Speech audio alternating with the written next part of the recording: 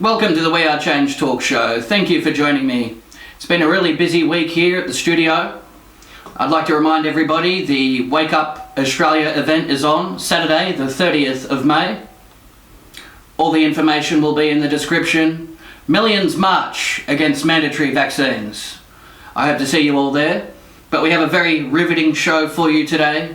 Joining me is Jerry Marzinski, co-author of the book An Amazing Journey into the Psychotic Mind. Jerry, a psychotherapist working for over 35 years with the mentally ill, criminally insane and psychiatric patients, working in hospitals, prisons and other facilities. Now, the mental health system is very dysfunctional. A lot of patients are heavily medicated, which contributes to their symptoms. Tell me about your experiences with this problem, please. Coming out of graduate school, I went to work at probably the biggest psychiatric hospital on the planet. There were probably 12,000 patients there when I got there. And, you know, I was trained like all other psych people. You know, we were told that their psychosis was a chemical imbalance and that meds were the only way to treat it. And what I hated about psychology was that there was no way to see for yourself what was going on. So especially in undergraduate psychology, you had no access to a clinical population. So you had to just believe everything they said. And the way I was raised, I didn't believe hardly anything authority said. So that was deeply ingrained in me from the start. So here's all this stuff coming up while I was in undergraduate psychology. I hit abnormal psychology, and there was just this overwhelming fascination. You know, what's going on with these people? What's going wrong with their minds? And they didn't seem to know. They had a good way to describe these different illnesses. But when it came down to what was actually happening and why it was happening, they reverted to all kinds of things. It was the mother's fault. It was genetics. It was chemical imbalance. And time after time after time, they come up with this stuff that they had no solid documentation for. I mean, they blamed everything under the sun. And looking back on psychiatry from when it first started, I mean, it was barbaric. I mean, it was just absolutely barbaric. The things that they did to try to cure these guys, they had something called trepanning, where they bored a hole in the guy's head. Yes. And they were letting out evil spirits or whatever, you know. And that went all the way back to the Egyptian days. Mm. And then they had something called the spinning chair in psychiatric hospitals, where they put these guys in a chair and spin them around and make them sick as a dog. Mm. And they'd throw up, and then they'd let them out, and they wouldn't cause any problems because they were sick. So basically, they were looking for ways to manage these people. You know, not so much cure them, but how do we manage them? And back in France in 1790, an upholsterer came up with something called the straitjacket. And those were just going out of use as I entered the psychiatric hospital system. They were still around. So what they would do is seal these guys in that thing, and they would just struggle against that until they were just friggin' worn out.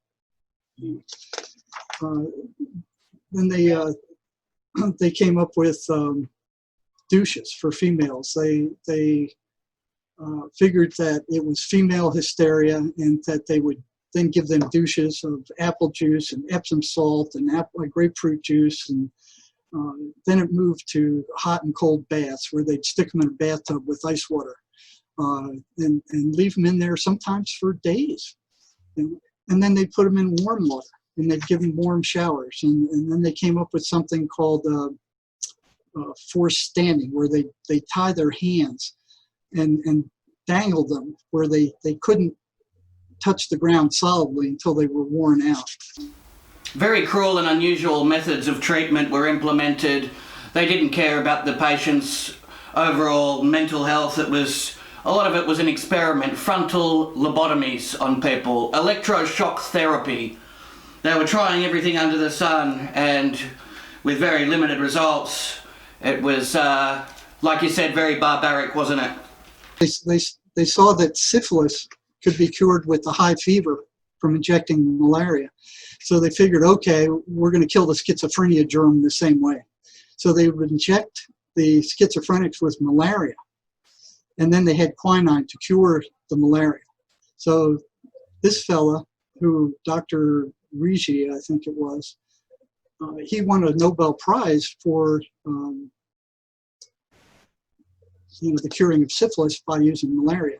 But when it came to trying to burn the schizophrenia germ out of the patient's head, it either wasn't burnable or it wasn't there.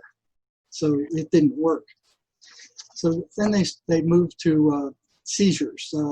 One doctor found that after his patients seized, that they were happy and kind of peaceful and didn't cause any problems. Mm-hmm. So they started injecting emetics to make these guys sick. They gave them stuff to make them throw up. And then they started injecting stuff to make them throw up. Mm-hmm. And then, all these kind of barbaric things. And then in one lab somewhere, they found that there was a crazy monkey that would hurl feces out of the cage. They found that if they went in there and they pithed his prefrontal cortex in the front of the brain, that guy calmed right down. So they went, oh, wow, man, this might be the cure for schizophrenia. So they started doing these lobotomies. Yeah. Thousands and thousands of them. They even had a guy who would drive around in a lobotomy mobile all over the U.S., and he would perform these lobotomies, turning these guys into virtual zombies. Yeah. And I saw one of these guys at the state hospital, and I still remember my initial thought after looking at him. It was like, this guy just isn't quite human, and you just couldn't put your finger on it. But he just wasn't all there. He wasn't violent. He wasn't nasty. He just wasn't all there. Yeah. So then they went to electroconvulsive therapy after they found that somebody who'd been shocked accidentally calmed down after that. And what they would do is run like 450 volts through the patient's brain. And I watched one of these at the state hospital.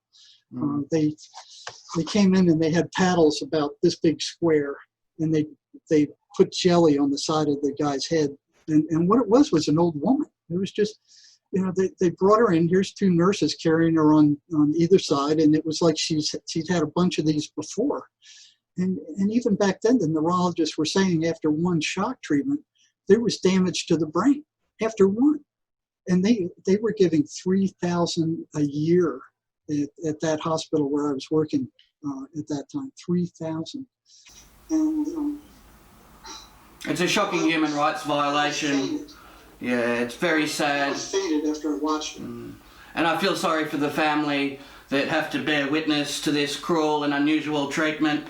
Now, for some people, it could be a case of schizophrenia. It's hard to differentiate between demonic possession, voices that are coming in through a mental illness, or someone's own train of thought. How would you be able to diagnose the exact underlying issue there? Because we all have our own thoughts and feelings that come through. What is natural and what is unnatural? The defining characteristic is the intent. We all hear the same voices that the schizophrenics hear, but to a much lesser degree.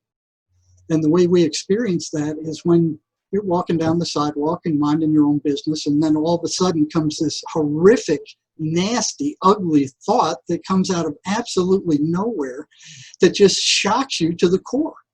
And you sit there and you go, how how could I even think such a thing? And then you feel guilty for thinking that thought, and you're shocked, and you're disturbed, and you're like, where did that come from? That one doesn't belong to me. You know, that I don't want to think like that. That thought was injected. And that's what happens to the schizophrenics. These thoughts are injected and put into their minds. So, but in that case, in their case, these things have taken up residence in their mind. And like Carlos Castaneda said, they then move to take over the patient's mind. Yeah. And that took years and years to figure that out. You know, when I first got to the state hospital, I'm like, what are these voices? You know, where do they come from? Why are these guys so self-destructive? And one of the first things I saw is that these schizophrenic patients were very self-destructive. They would attempt suicide. They would cut themselves. We were working with some of the highest level of them. But as we were trying to get them through vocational classes to teach them the skills so we could release them from the hospital, and they would go to work. But they would sabotage themselves as they went to graduate. And they would either do something to get in trouble in the class and screw up that way, or they would stop taking their meds. And generally, they would almost all stop taking their meds at some point and then revert back to psychotic behavior again. So I'm starting to ask myself, like, why did they do that? They know what's going to happen, and most of them have done it many times, not just once. They've done it many times, and each time they ended up, psychotic. And you go, do they want to be psychotic? I mean, do they want to go back to that state? And I'd ask them, I said, well, you know what happens when you stop taking your meds? Why'd you stop taking them? Oh, the side effects. The side effects were awful. And then one day, the magnitude of that came to light as I was walking through one of the wards one day. And here was maintenance cutting off the end of this banister that ran up to the psychiatric floor above. Right? So there were a few hundred psychiatric patients on that floor. The top of that banister on the second floor was open. So all the patients gathered around. They were kind of watching this guy cut the bottom thing. I don't have any idea why he was doing that, but he was cutting the cap off of the bottom of this hollow metal banister that ran up two floors. And then here's these sparks flying all over the place and smoke. And, I stopped to watch it too. And it was like I was standing with the patients. We were all watching this show together. And when that cap fell off, out of that banister poured about 2,000 pills. Wow. That they had been stuffing into that banister for decades. And it was like hitting the lottery or the, one of these slot machines. They just kept pouring out and pouring out and pouring out and bouncing all over the floor. And I'm just standing there awestruck. I'm thinking each one of these pills is a vote from a patient to not take the pill. Absolutely. And to remain psychotic. And there were thousands of them. It's clear I'm like sitting there. That the medicine isn't working. Well, it's the only thing they had, and it does work to calm them down, and it does reduce the voices, and it's the only thing they had back then, beside the electroshock would only get rid of the voices for maybe a few days or a week, and then they'd come back. But it was interesting that it got rid of them for that long. So it's like, why are they doing this? Do they want to be psychotic? And I'd ask them, each one that went off his meds, I would ask them, why'd you do that? Oh, well, I didn't like the side effects. The side effects were awful. And the side effects are awful. Dry mouth, nervousness, you feel like a zombie. It kind of makes you just gummed up and goofy and agitated at the same time. There's a lot of side effects. I could read off a page and a half of them. None of them are good. But all combined, they're not as bad as being floridly psychotic, where you have demons appearing out of the walls and voices telling you to kill yourself and everybody else, and nightmares and seeing shadow people and hallucinations appearing out of the walls and demons chasing you. And mean, you know, the meds are bad, but they're not that bad. So I'm like, what's going on here? You know, what is going? And the rest of the staff weren't curious at all. You know, and I asked them, why do they go off their meds? Oh, well, that's just a symptom of schizophrenia. And I'm like, what? What? Yeah, what does that explain? Nothing. Nothing. One of the psych nurses, I asked her, why they do? Oh, that's just a symptom of schizophrenia. That's just what they do. No curiosity whatsoever. Yeah.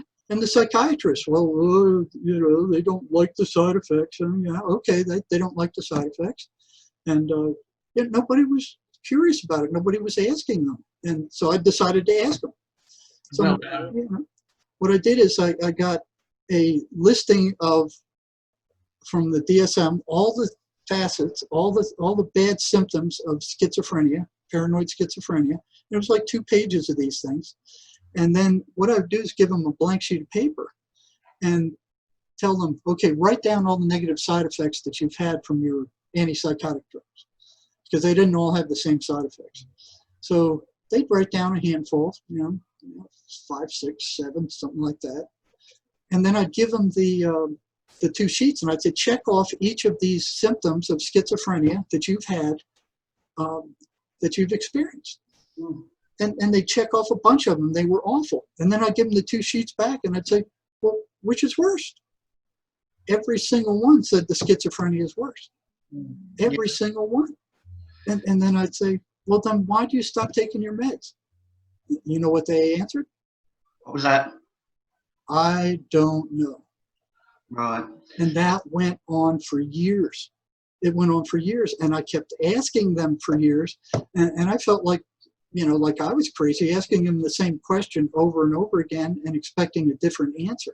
It's very bizarre, isn't it? And it's a clear identifying characteristic when a person continues to consistently choose negative patterns of behaviour, whether it be self-mutilation, self-harm, or something that keeps generating the same negative results. They can't seem to break away from that habitual form of behaviour, and that is very sad as well, when you can see the same damage reoccurring but they can't seem to break out of that cycle. That's very common as well, isn't it? It's a continuum of this. Okay, so this isn't, you know, this behavior is much more noticeable in schizophrenics, in that to end 5%. It becomes very noticeable, but it spreads across the whole human spectrum to different degrees. You know? And a lot of people are like that. They're self-destructive, and they don't know where those thoughts come from, and they keep making the same mistake over and over and over again, and they're all suffering, you know, from that same thing. And nobody suffers as bad as schizophrenics. Yeah. I mean, their life is an absolute nightmare. You know, so coming on after almost 7 years of working at the state hospital, I kept asking that same question. Then we had this one girl who she'd gone off her meds 3 times, and she was about to get kicked out of the program because if they can't stay on their meds, they're not going to be able to work.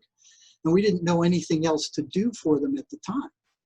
So her mother calls me from South Georgia and says, no, please don't kick her out of the program because I can't handle her here. She's got to succeed there. I'm going to come up and we'll talk to her together and find out why she went off her meds a 3rd time. So this lady drove in from South Georgia, which is a few hundred miles away, met her, brought her daughter into my office, and the mother and I are sitting there and going, please tell us why you stopped taking your medicines again for the 3rd time. You're about to get thrown out of the program. You know? And she didn't want to say. And her mother was begging her, and I was almost begging her. And finally she goes, well, you won't believe it.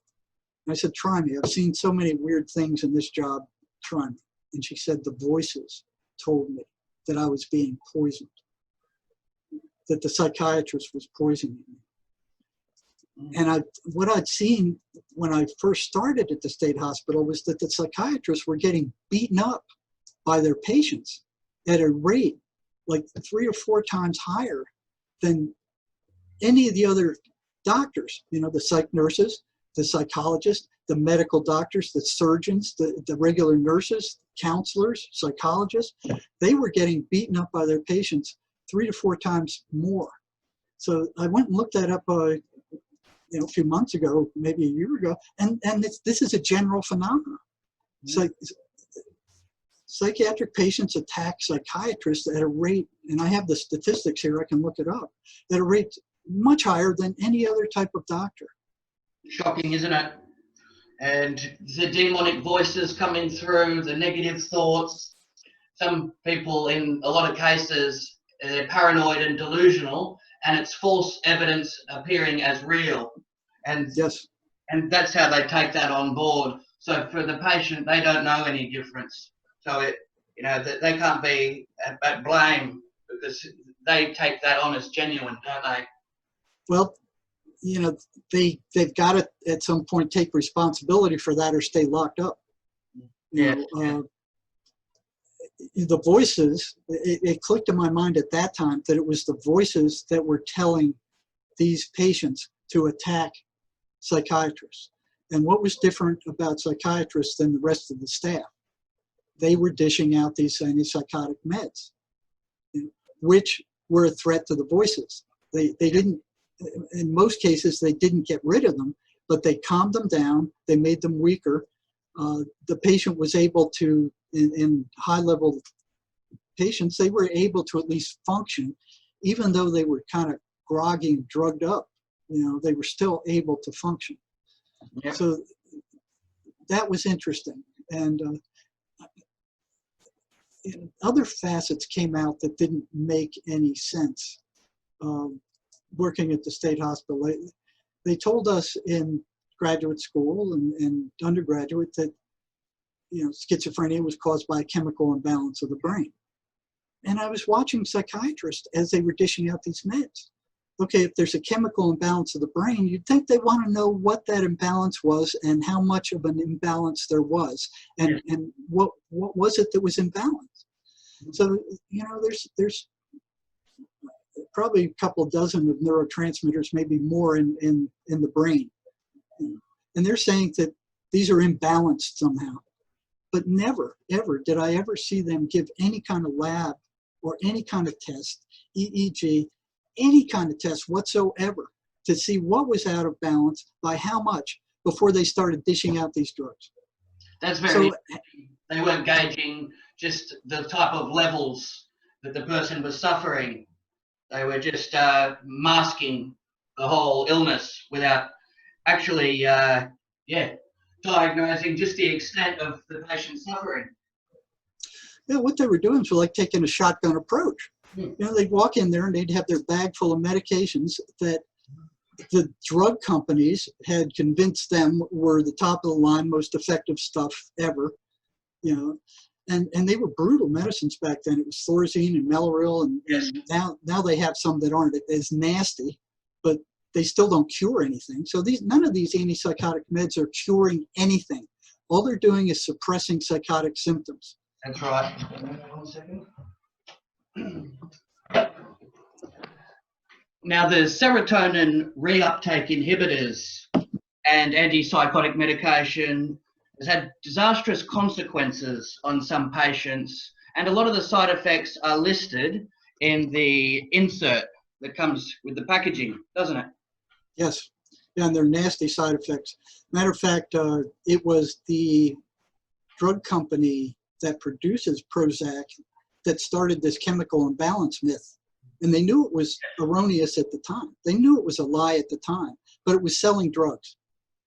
So and even if you look on the internet now, even though it has been disproven that there's a chemical imbalance in the brain of these people, and there is no evidence for it whatsoever, none, no hardcore evidence. It's just them saying it because they're psychiatrists and they have huge egos. They still are trying to sell this on the basis of there's a chemical imbalance in the brain. Yeah. And there is none. And I can give you the facts on that too.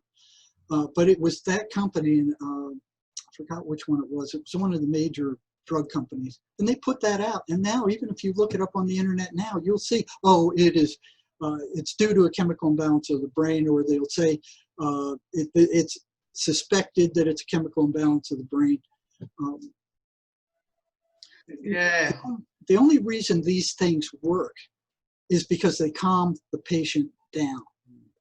And if you look at what the voices do, they do the opposite of that. They ramp them up. So it took a long time. It took me several years to get the patients to begin to talk about what the voices were telling them, because there is no positive outcome for the schizophrenic to tell anybody about what the voices are telling them. If they tell their friends disappear.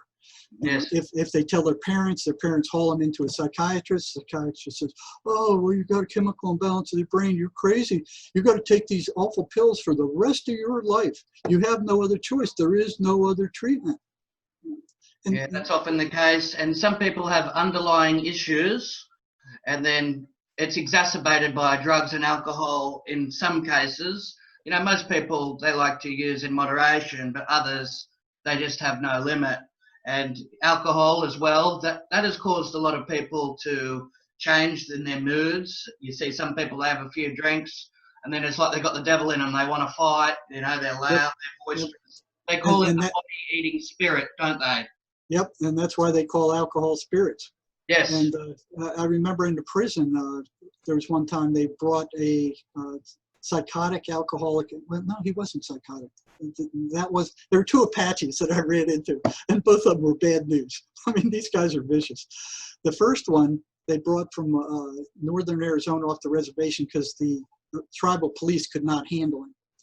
And he was such a violent alcoholic. I mean, they couldn't even handle him in the jail. So they brought him to the prison, and I watched him as he was coming through the system on the computer. And when he came in, I heard that he was like a drunken, evil Indian medicine man. And that got my curiosity up right away. And so when he arrived, I pulled him in and said, "Okay, I'm going to be your psych. I'll be checking in on you every month to see how you're doing." And the look he gave me was like, "I'd rather rip your gut open than say another word to you." And I could just feel the hatred just coming out of his eyes. So I said, "Okay, I'll see you next month." It took me like 6 months to finally reach this guy before he started talking to me about, all these spirits that they would chase him. He could see them. His girlfriend was alcoholic, and he said he watched spirits walk her into traffic in Phoenix, and she got hit by a truck and killed. He said that the spirits of dead alcoholics were at this bar in Phoenix that were piled all the way up to the sky. He said they disappeared up into the sky. They were piled so high. And he said if he went anywhere near that place and he had any alcohol in him, they would just jump him. And he'd tell me weird story after weird story. And finally, I got to ask him. I said, "Well, if you can cast spells on people and do these things, why can't you stay sober?" And I was expecting him to go nuts on me. And he said, "It's because the spirits of dead alcoholics." He said, "Once I start drinking, they jump in there and they want more. So they're drinking too." He said that they can't get drunk in the spiritual form. They can only get drunk by infesting somebody who's drinking. So then you talk to anybody who's living with a violent alcoholic, and they'll tell you when they have enough alcohol in them, they're not the same person. You can look in their eyes and it's not that person in there anymore. That's fascinating. So it's not a question of self-discipline. There is a demonic entity, a dark force, an energetic parasite, if you will, feeding off the victim. And their thoughts and their actions are not their own. They've been taken over. It's a possession. And well, that's more with schizophrenics. With alcoholics, it's more the alcohol and these alcoholic spirits, which aren't quite the same as the schizophrenic spirits. The alcoholic spirits, they just want to get in there and drink, and they don't care how much trouble they cause. And they don't care whether the guy's on the street. They just want the alcohol. Very interesting. They're getting pleasure through an intermediary. Very, very fascinating information there. And you see, when some people are drunk, they can't disconnect with their primitive emotions, anger, and they tend to act without thinking. The brain function is decreased significantly, isn't it? The critical thinking is gone, and the part of the brain that records memories, that shuts off after a certain time, doesn't it? Well, they call that blackouts. Yes. And, I've talked to a number of patients who they would get drunk as skunks, and they would drive hundreds of miles and end up in another city. And then they wake up in another city and they go, how did I get here? So you have to ask yourself, well, okay, who was driving? Who was doing the driving if this guy, wasn't really conscious? And we all kind of fall into that state every once in a while. You're driving, and then all of a sudden you can look around and you're 10 miles down the road and you go, whoa. Yes. And something else is driving. But to go for a couple hundred miles. And then I've had some who said, well, I got home the other night and, I had blood all over the front of my car. I have no idea what I hit. It's like sleepwalking with activities, as what it's been called. And Yeah, very kind alarming. of, but when I would tell that skinwalker story to alcoholics that came into the ER when I was working the 10 years I worked in ERs, and that seemed to help them considerably, to know that it wasn't just them drinking. Yes. And AA and NA are probably the two most successful programs out there. Yeah. Yeah. And meth is one of the most dangerous drugs out there. I don't know how many prisoners came into the prison totally psychotic from using meth. And you go kind of, what happens there? And they would tell stories about, they started seeing shadow people. And these guys, once they become psychotic on the meth, they're psychotic for life. It doesn't go away. So it starts off, they start using the meth, and after a while, they start seeing shadow people. That's the first thing. These are three-dimensional shadows. Sometimes they see the eyes, but you can't see the face. There is no face. The eyes are either orange, reddish orange, or lime green. No other color. Up in the county jail, they'll wake up in the jail facility at the police station. Right. They'll wake up in the cells the next morning and they won't know why they're there.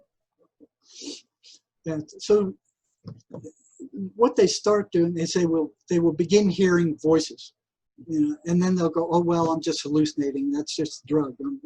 And these voices aren't good voices. And then they come down and the voices are gone, and that goes on for a few months. They go, well, it's just a hallucination. It'll go away.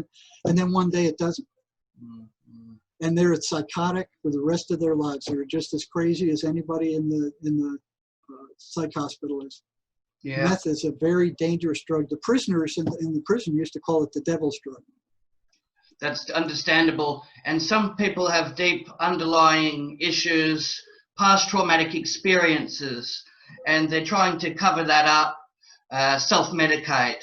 And that can be a reason for a lot of people's use in that area. And, and when they go and talk to a mental therapist, sometimes it feels like they're causing more problems than what they're curing because they keep reopening old wounds. And well, those wounds have to be healed for the patient to heal. Okay, what the voices do is virtually all the schizophrenics that I've dealt with, almost all of them, have had bad trauma in their background. And one of the things I noticed at the state hospital was that after the voices attacked them, their energy level had dropped down to 0. And I didn't know why that was, but it was consistent. And they didn't even recognize it until I asked them about it. And I went, well, that's got to be because of the anxiety that these voices cause. I mean, because they're not nice. They tell them you're stupid, you're ugly, nobody loves you, you're a creep, you're never going to succeed at anything. I mean, every negative thing that you can imagine, these voices are telling you. So I'm thinking, well, if you're being bantered by these things 24 hours a day, you're going to be anxious all the time, especially if they gang up on you, because some people hear hundreds of them. So I just kind of wrote it off, and well, that's why. Then one day, they always put me over the most dangerous, and I was like a adrenaline junkie anyway, so I kind of enjoyed working in the most dangerous parts of the prison. They put me over the jail for the prison, where the worst of the worst went. And my office, that building got burned down while I was there. I mean, they took it over, and they burned everything they possibly could. So that's the kind of unit I was working in there. So what I was watching there was, I got called over there one day to talk to, there were two guys in the same cell. One of them was there for snitching off a gang drug deal. And they'd already stabbed him a couple of times, and he was in there for protective custody. And they were sending him notes all the time saying, we're going to kill you. You know, as soon as we can get you, we're going to kill you. And they were so, what the prison administration did was they broke up that gang, and they sent them all over the state. And then they confiscated all their drugs. So they were pissed. They were really pissed, and they wanted this guy dead. They wanted him dead so bad that they actually got in trouble to get into that jail segment where they could get at him. And there were 2 or 3 of them in there sending notes under his door and yelling at him and saying, you know, as soon as you come out of there, you're a dead man. His cellmate was a florid psychotic who was not on meds. So here's this poor guy who's sane, who the gangsters are right outside his cell, who's locked in with this flaming psychotic who's not on meds. And he'd wake up 2, 3 in the morning, and you'd look up, and here's a psychotic staring at him, looking down and staring at him. You can't be under much more stress than that. Exactly.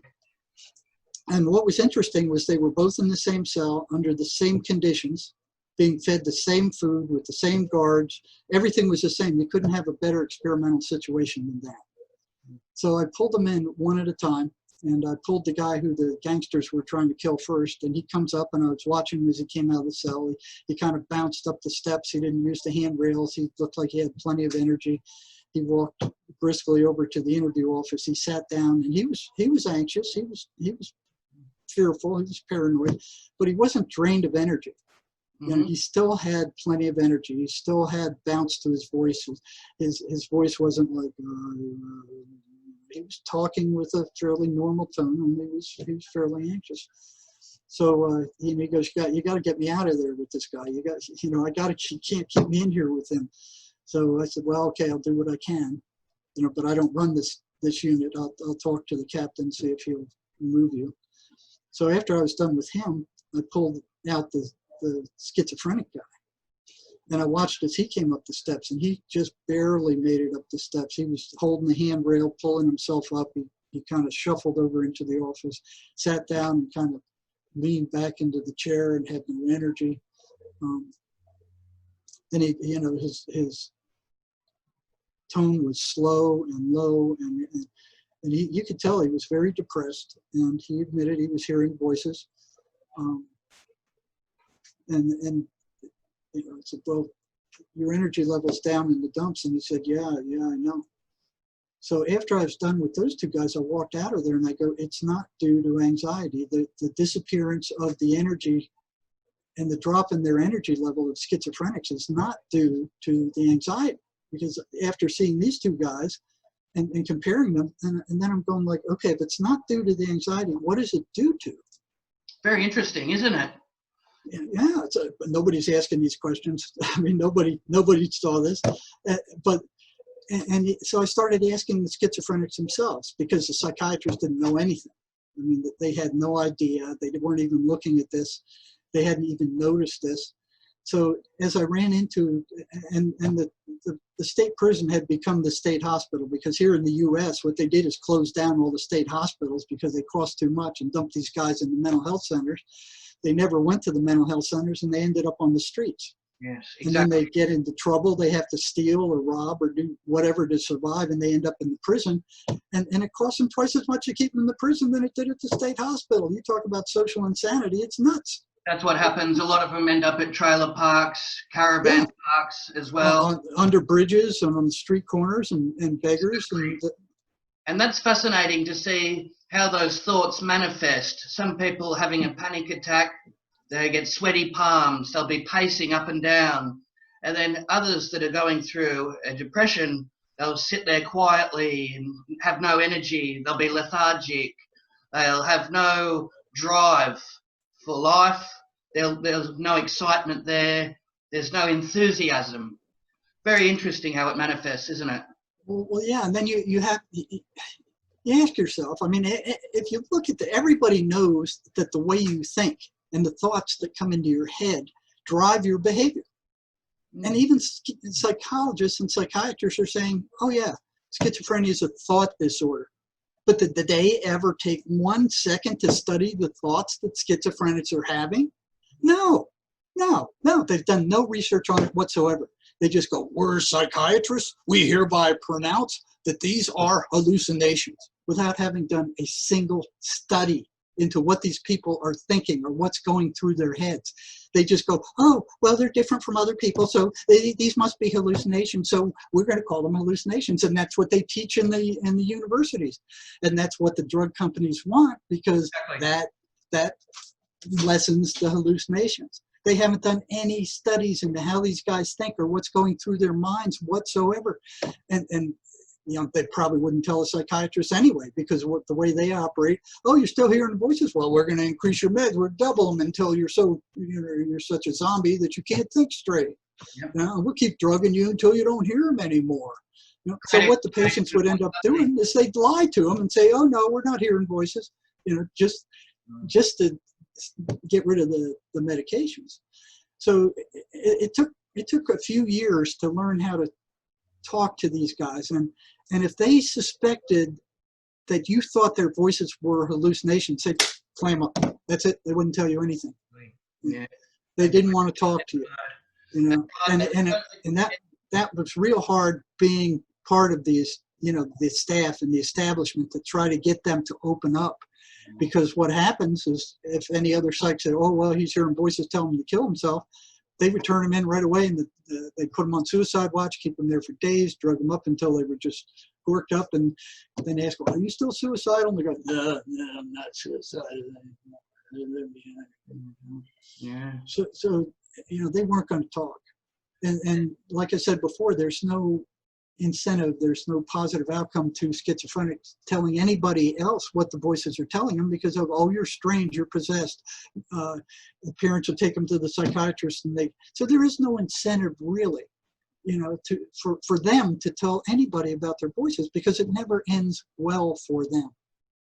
That's right, and it goes against the Hippocratic Oath when patients, they're not achieving the results, so they put them on a cocktail of pharmaceuticals, and it's not helping, and other options aren't being considered. They just keep changing the medicines, and a lot of the underlying issues are exacerbated from it. They need to look at all avenues for healing. Well, exactly. Sometimes a quiet environment with some birds, some animals. I mean, you know, in a peaceful, calming area, that, you know, that could have positive effects, couldn't it? Well, the big thing that has the most positive effect is the families sticking with them and them feeling the love of the family. Now, the voices hate that. They will do everything they can to drive away family members, to insult family members, to get the patients to isolate themselves, lock themselves in the room, and if the mother comes in there and tries to help them, get out of here, you bitch, you know. These things, these voices are conscious entities. You know, I remember the first time where I learned much more about them in the prison than I did at the state hospital. But other things I noticed at the state hospital was that the voices didn't want the patients going to church services or talking to a chaplain or reading the Bible. There was a consistent, constant repellation, or the voices would get agitated when the patient tried to read the Bible. So you'd think, like, why would a hallucination not want the patient to read the Bible, or go to a meeting with the chaplain, or go to an ice cream social held by the chaplain. I first noticed this when the schizophrenics would stay in their rooms alone, while the rest of the patients with the different diagnoses were having an ice cream social down in the main meeting room with the chaplain.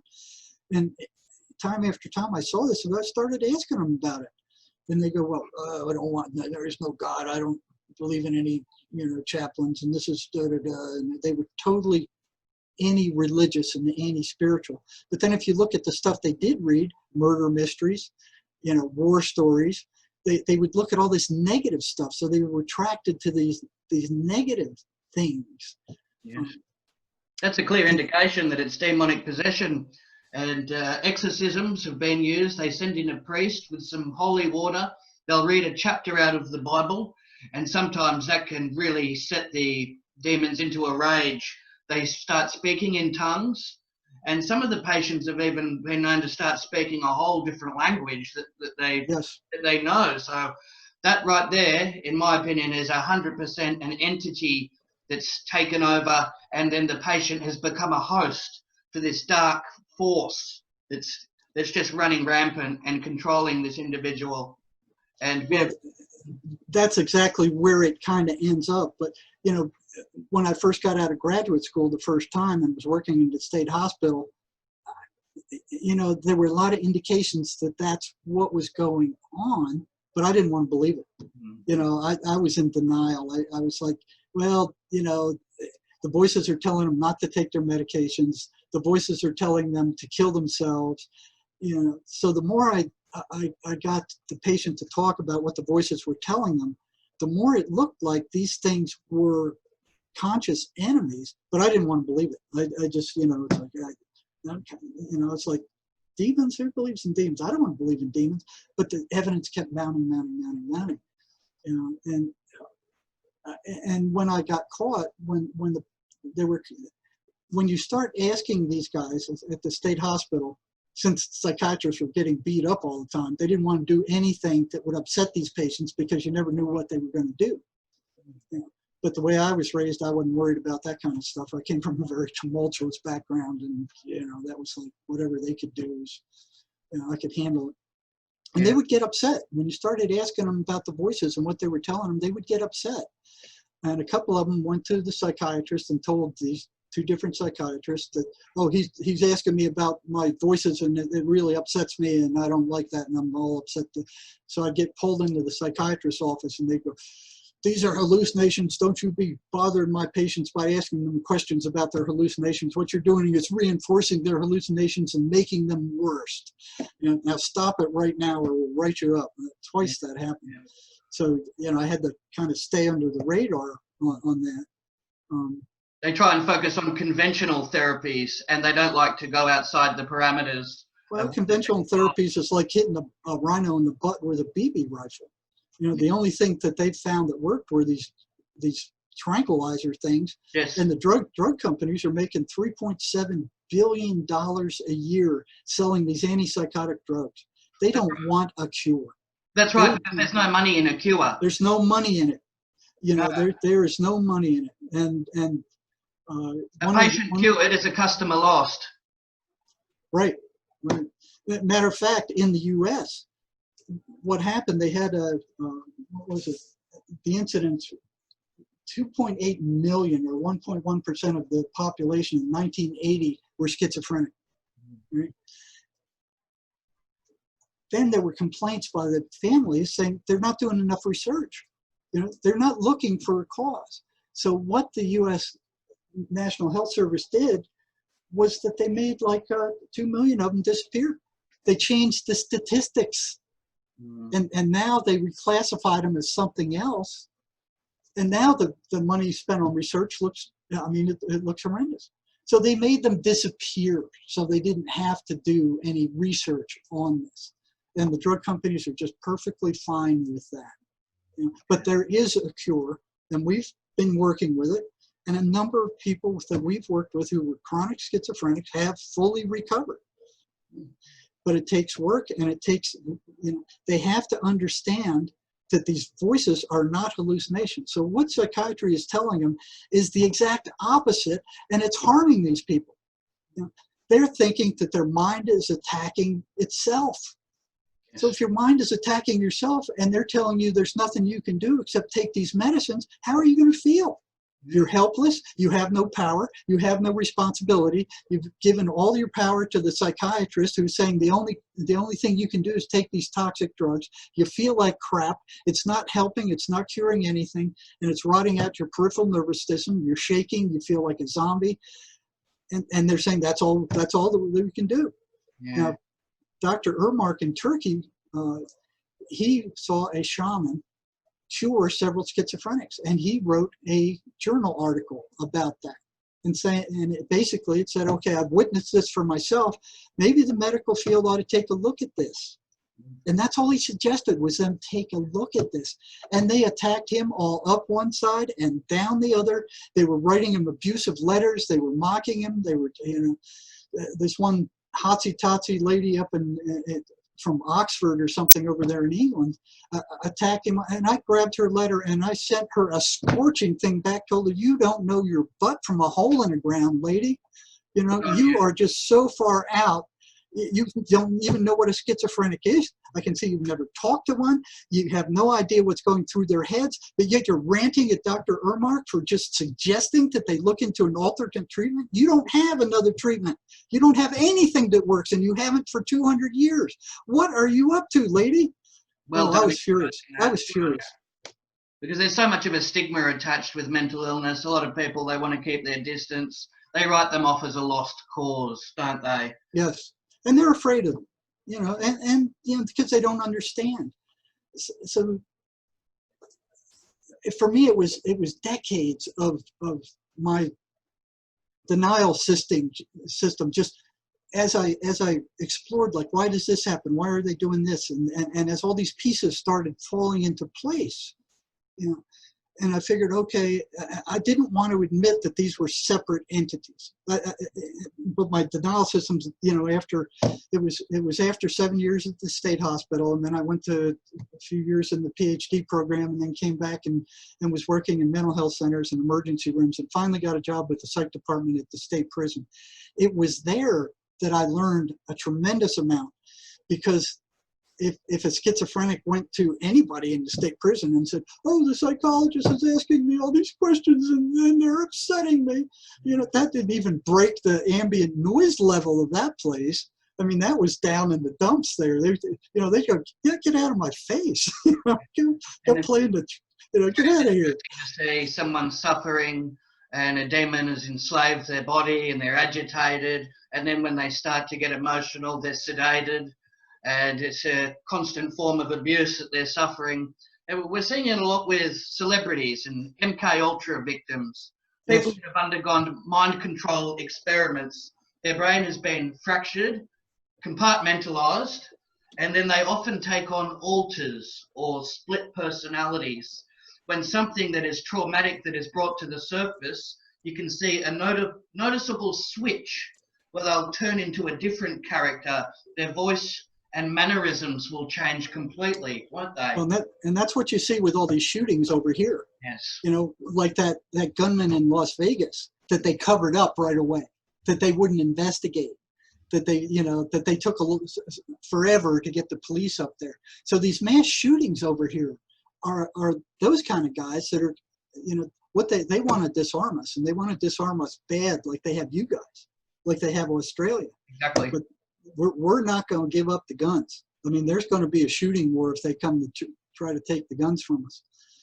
So what they do is they do these MK Ultra type things, and they do these mass shootings, and then they cover it up and say, oh, look, here's another crazy guy that got the guns. You take the guns, like the guns did the shooting. It's a person who did the shooting. It's not the guns. The gun's an inanimate object. Absolutely. I read some literature, and it shows a patient was put on serotonin reuptake inhibitors, and there was a page after page. One was Paxil, Prozac, and it shows a week after they begin administering the medicine, they went and murdered their grandparents who they'd loved their whole life. or they went and attacked their best friend, or they attacked their wife. People close to them that they love with all their heart, they're lashing out. And it's in the same time frame of when they've just administered these psychotropic drugs.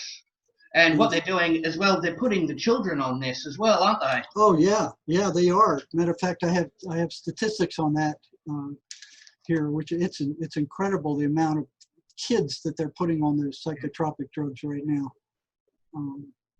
Yeah, it's very alarming, and people and all kinds of drugs. I mean, just all kinds of drugs.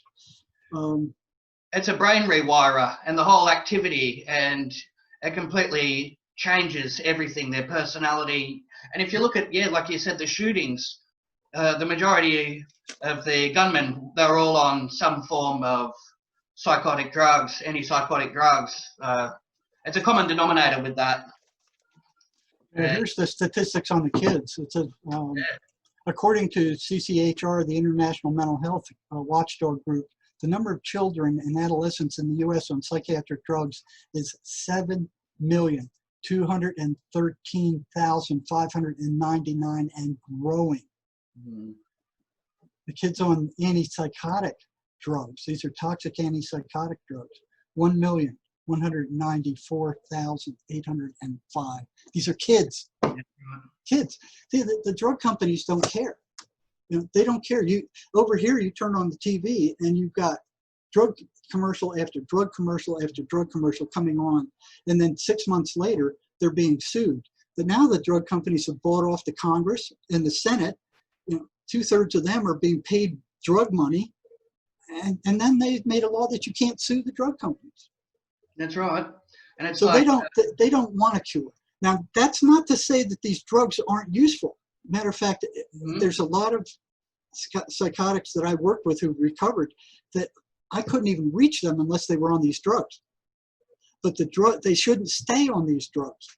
They should stay on the drugs long enough for us to get through to them with what we've found works that will cure these people that we've written about in our book.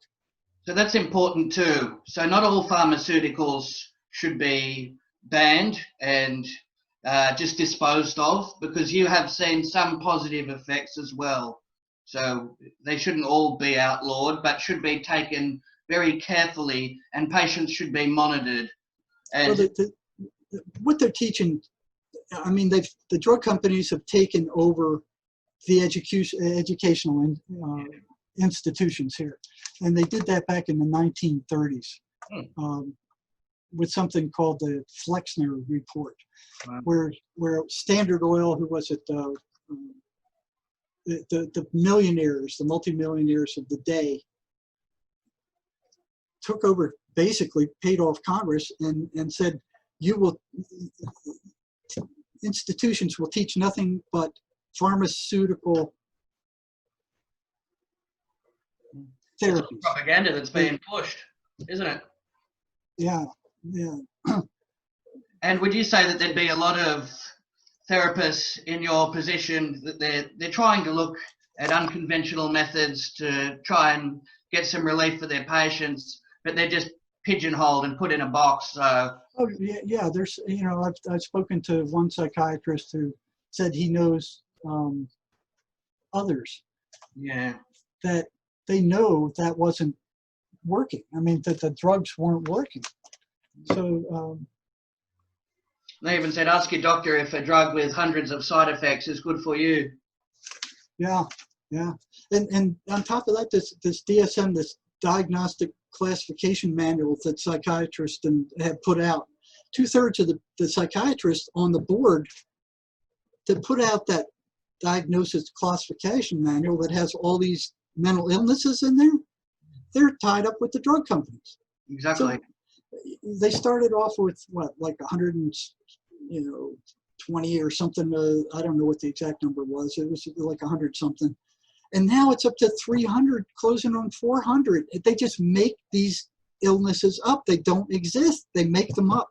So they get this cluster of symptoms, and they go, okay, we'll call this bipolar. We'll call this schizophrenia. We'll call this. There is not a single test that they have that will prove that these guys have anything in that DSM manual. It's all made up. It's all fabricated, all of it. And that's what they're teaching the psychologists. And you memorize this manual. These things actually exist. And when you see these symptoms, you need to know that it's this. And so what are they going to do about it? You know, there was no therapy for that stuff. Again, they're not looking into how people think, where thoughts come from. That's what I wanted to know going through 4 years undergraduate school, 4 years of graduate school. Wow. Where do thoughts come from? And finally, when I was in the PhD program, it was just like they say, piled higher and friggin' deeper. It was more bullcrap. And it was like, what is useful here? And this is after spending 7 years at the state hospital. And here they're telling me this bullcrap. And I'm looking at this and I'm going, where have you guys been? You know, and you look in the back of the booklets, the books that they write, and here's this professor wrote this, and it's this professor got it from this professor, who got it from this professor. None of these guys were on the friggin' front line. They're all academics spouting this out, stealing stuff from each other and publishing as if it's the truth. You know, 90% of what psychologists publish is not repeatable. It's bullcrap. Very corrupt, and it's not geared towards helping the patients. And, no, not at all. And I finally asked the head of the department in the PhD program, rose my hand after a lecture of teaching us how to lie with statistics. He goes, are there any questions? And I rose my hand and I said, yeah, where do thoughts come from?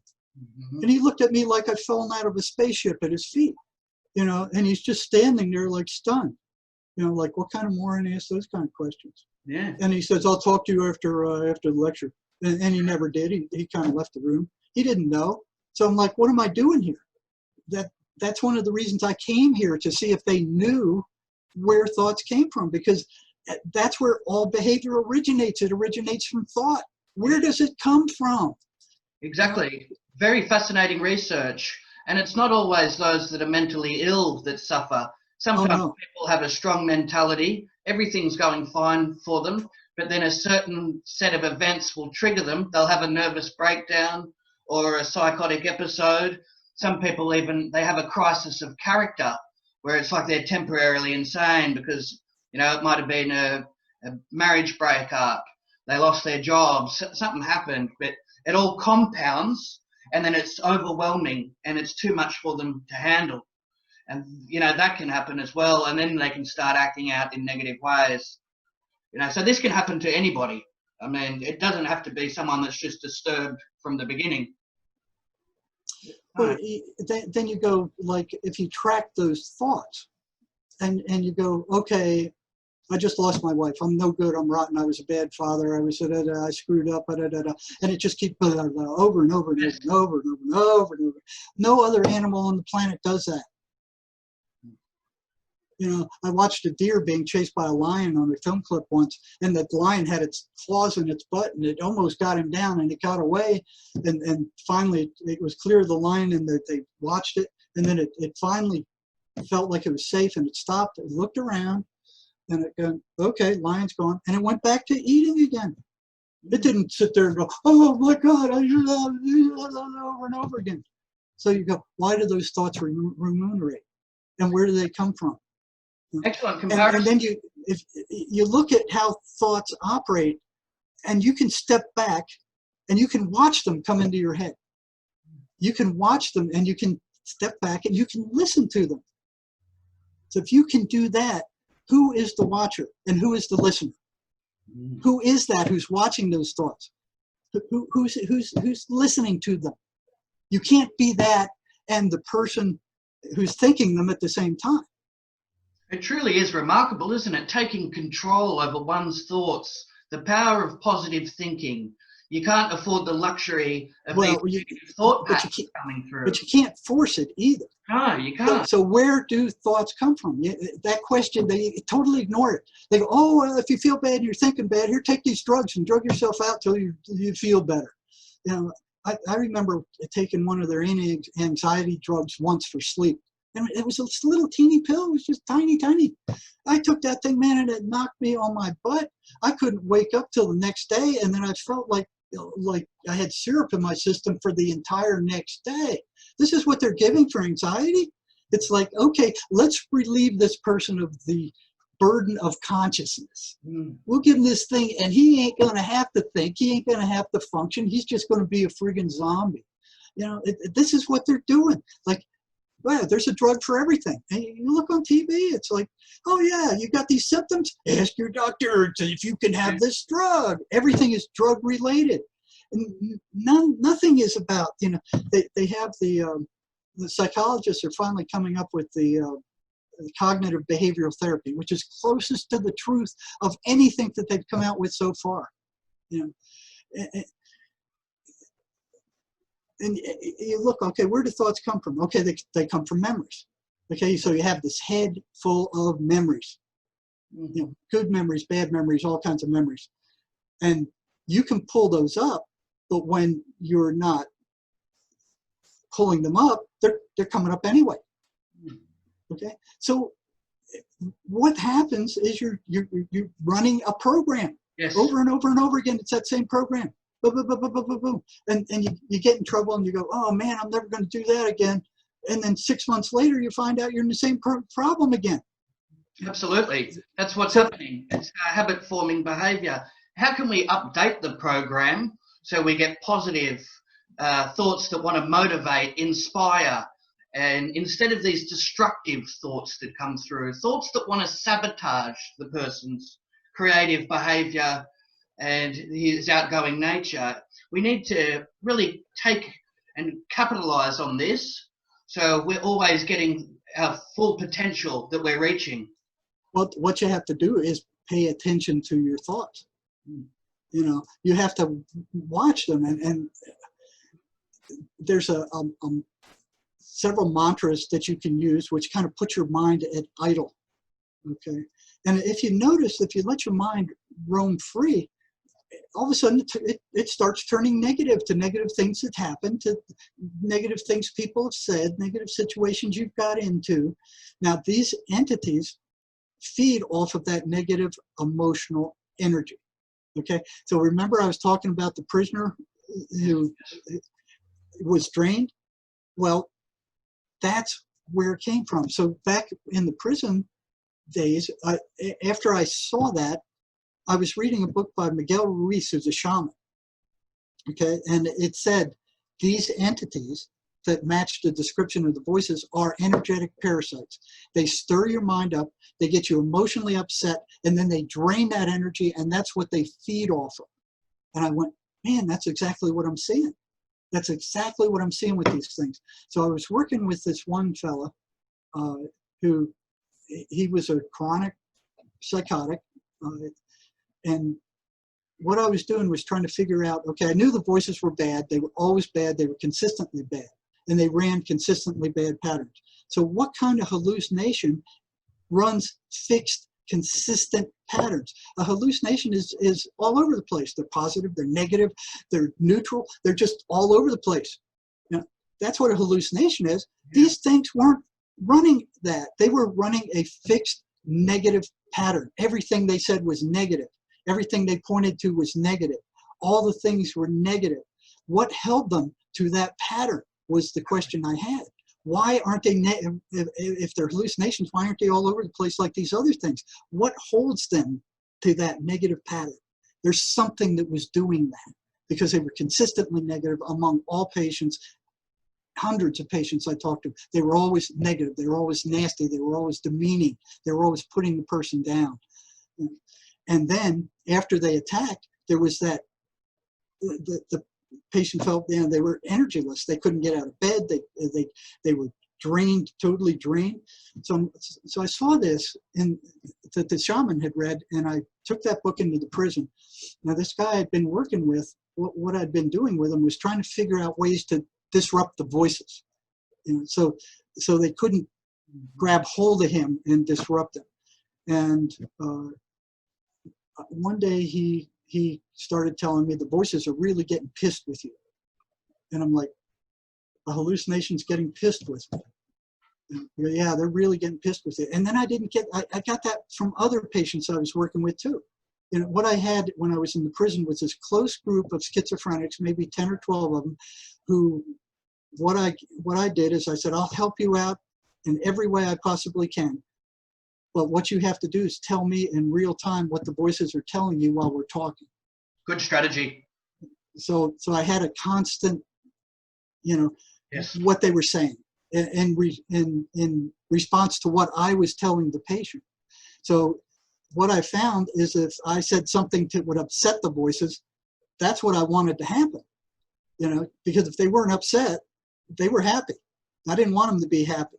I wanted them to be upset. And the prison was a perfect place to do this if one of those guys didn't blow up and cut your throat. So we had this deal there, but it got a little tricky at times because it was like walking on the edge of a razor. So one of them would come in and go, "Oh, the voices are telling me to stab this guard," and I'm going, "Oh shit." So then I have to figure out, okay, what's the likelihood that he would do that? What's his past history? Sit down and talk to him and increase the number of sessions I had with him and judge whether he was likely to do something like that with increased attention and watching over him. Because if they did something like that and the prison authorities found out that I didn't turn them in, they'd fire me. I mean, that'd be gone in a heartbeat. On the other hand, if I jumped on that and said, "Oh, you're thinking about, stabbing a guard," and I had him locked up, that's it. The rest of them aren't going to tell me anything. Yeah, That would spread like wildfire. Isn't it? The way the whole setting and being in that controlled environment, there's only certain avenues and only certain paths you can take. And you see some patients, they're in a full conversation with themselves too sometimes. Yeah, they're talking to the voices. Yeah, and sometimes they're even laughing, and then sometimes they're angry, and then sometimes they're swearing, and it seems like a really in-depth conversation. It is. And I first noticed that. That's what's going on. That's exactly what's going on. They're carrying on a conversation with those voices. And, I noticed that at the state hospital when I first got there. It was like it was one side of a telephone conversation. You could hear what the patient was saying, but you couldn't hear what the voices were saying. But it wasn't like word salad where they were just saying meaningless words. They were actually speaking in full sentences. And then when I got to the prison and these people were telling me what the voices were telling, those were also full sentences. And it was like it was a malicious entity, but I still didn't, despite that, even when it was in my face, I didn't want to believe these things were demons or it was like, I kept saying, well, it must be some part of their subconscious or something else. I didn't want to believe in demons or negative entities or that kind of stuff, and I'd never been super religious or anything like that. So here comes several of my patients that we were disrupting the voices, saying the voices are getting pissed at you. Mm-hmm. And then the one I was working with very intensely, one day after he's leaving the office, he turns around and he goes, "What you're doing is very dangerous, don't you?" And I didn't think about it. I went, "Well, the voices are in your head. They're not, they're stuck in you. They ain't bothering me. They can't come out of you." That's what I was thinking. But I didn't say that. I'm just looking at him like, well, no, I don't realize what I was doing is very dangerous. And then he turns around and he walks away. So first he says, "Okay, they're getting pissed with you." Then he says, "What you're doing is dangerous." And then he's improving because we're finding ways to disrupt these voices, and he's getting better and better and better. He's getting more and more control over his mind. He's staying out of trouble. He's not getting in violent episodes. He's getting better. He's recovering. And then one day he comes in, he knocks on my office door without an appointment, and he said, "The voices want to talk to you." Mm-hmm. And I'm, "What? They want to talk to me?" And now I was in communication with him the whole time, but it was always the patient was the intermediary. I'd say, "Well," he'd tell me, "This is what they're saying," and I'd say, and it was always abusive stuff, and I'd say, "Well, go tell them to stuff their heads in the toilet and eat crap and die." And it was just that kind of stuff. But he comes in and there was never a direct talking to the voices. It was always through the patient. He comes in, he goes, "They want to talk to you." It's the first time that had ever happened in like 20 years. And it was like it's like, "What? They want to talk to me personally?" He said, "Yeah, they want to talk to you personally." So I had him come in and I said, "Sit down." And he closed the door and I said, "Well, okay, what do they have to say?" And his voice gets just slightly deeper and he goes, you have no right to interfere with our way of life. And I'm like, boom. And he goes, that wasn't me, that was the voices. He said, they said that, I didn't say that. And he was quick to say that. And I'm like, boom. It's like, it was like outer limits. It was like, do. I knew at that moment, my denial system completely collapsed. It completely collapsed. There was no doubt now that these things were separate entities that were speaking to these people and are now speaking to me through them and didn't like me. They didn't like me very much at all. Fascinating research. I believe that should be explored a lot more, talking to the demon or the voices and bypassing the human. Some of them get very protective over the host. They plead and they beg, no, don't remove me, don't exercise, I don't want to be extricated from this human. And, that they demand to be left inside that host. Oh yeah, because that's where they get their food. They're feeding off of these people. They are emotional parasites. They feed off of the negative emotional energy generated by the abusive crap that they fill these guys' head with. So that's why they're on a constant negative trajectory. Because once they get that emotional energy generated, it's got to be negative. That's what they feed off of. They hate positive. For them, that's like eating horse crap. And once they generate that negative emotional energy, then they drain it off. And I've had several patients tell me, I can feel it leaving. I can feel them sucking my energy right out of me. But that's the last thing they want the patient to know. Because if you had a leech on you and you didn't realize it and somebody pointed it out, hey, you've got this giant leech on your leg, man. You're not going to just sit there and leave it there. You're going to do something about it. And that's what happens with these patients too.